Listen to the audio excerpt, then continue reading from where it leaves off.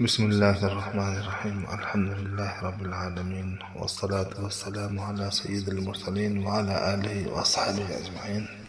أما بعد، أعوذ بالله من الشيطان الرجيم. بسم الله الرحمن الرحيم.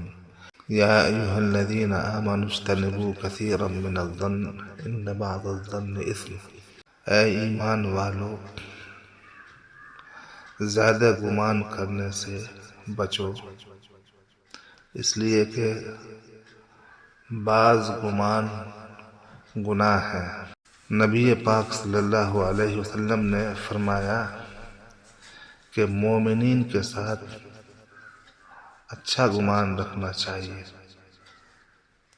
یعنی بدگمانی کا موقع دینے سے بچا جائے۔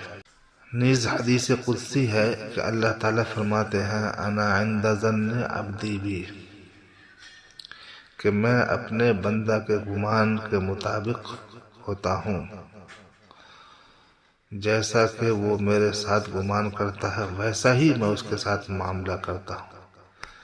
یہ بخاری شریف کی روایت ہے۔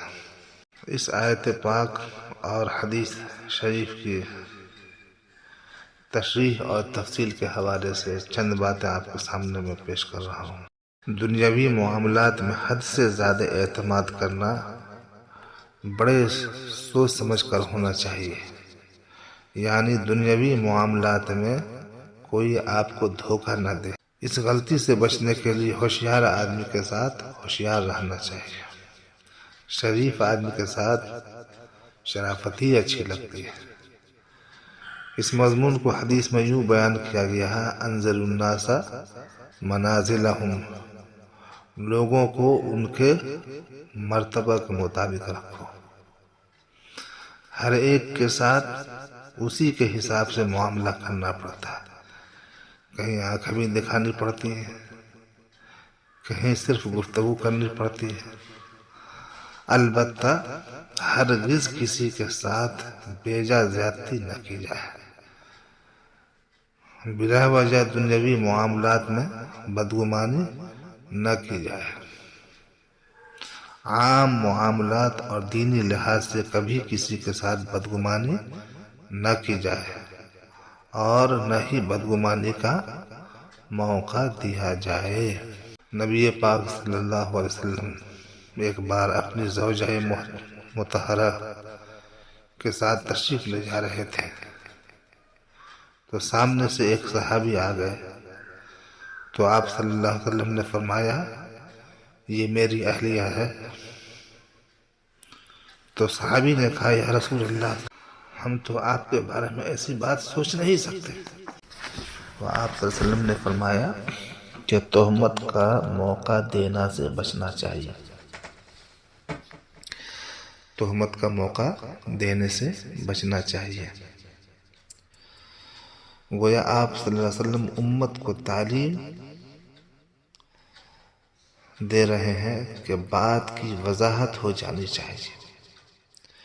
اسی طرح بے ریش لڑکوں کے ساتھ گھومنا پھرنا نہیں چاہیے، یہ بدگمانی کا موقع ہے۔ اگر آپ کا قریبی عزیز ہے تو اس کی وضاحت کر دینی چاہیے۔ تو غیر محرم لڑکیوں کے ساتھ گھومنا کیسے جائز ہو سکتا ہے؟ شریعت میں اس کی گنجائش نہیں۔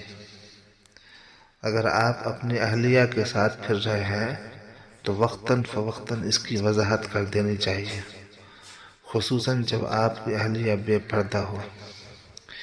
یہی وجہ ہے کہ شریعت نے مسجد میں نکاح پڑھنے کو مسنون قرار دیا ہے، تاکہ اعلان ہو جائے کہ فلاں کی بیٹی کا فلاں کے ساتھ نکاح ہو چکا ہے، تاکہ بدگمانی سے بچا جا سکے۔ اب میں آپ کے سامنے چند ایسی باتیں پیش کروں گا جن کو اختیار کرنے سے آپ کے اندر کمال تقوی پیدا ہوگا۔ نمبر 1، اپنی زبان کو غیبت سے محفوظ رکھیں۔ نمبر 2، بدگمانی سے پرہیز کریں۔ نمبر 3، ٹھٹھا فضول مذاق کرنے سے پرہیز کریں۔ نمبر 4، حرام سے آنکھوں کو بند کریں۔ نمبر 5، زبان سے سچی بات کہیں۔ نمبر 6، اللہ تعالیٰ جل شانہ کا اپنے اوپر احسان مانیں اور اپنے نفس پر بھروسہ نہ کریں اور اس کو اچھا نہ سمجھیں، یعنی نہ ظاہر میں اس کی تعریف کریں نہ باطن میں اس سے خوش ہوں۔ نمبر 7، اپنے مال کو مستحقین پر خرچ کریں اور ان کاموں یا لوگوں پر خرچ نہ کریں جو غلط ہیں، باطل ہیں۔ نمبر 8، اپنے لیے بلند مرتبہ بزرگی کی خواہش نہ کریں۔ نمبر 9، اپنے اوقات میں 5 وقت کی پابندی سے نماز ادا کریں۔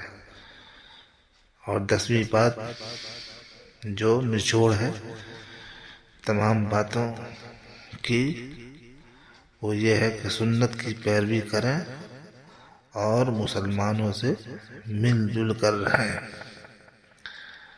یہ مضمون تنبیہ الغافلین کے اندر موجود ہے۔ اگر آپ نے ان باتوں پر عمل کر لیا تو انشاءاللہ تقوی کی راہ اور تقوی کے سفر کو طے کرنا آپ کے لیے آسان ہو جائے گا۔ آپ کامل پرہیزگار بن سکتے ہیں۔ اللہ تبارک و تعالی ان باتوں پر عمل کی توفیق عطا فرمائے۔ آمین یا رب العالمین۔ وصلی اللہ وسلم علی سیدنا محمد وعلی آلہ وصحبہ اجمعین برحمتک یا ارحم الراحمین والحمد للہ۔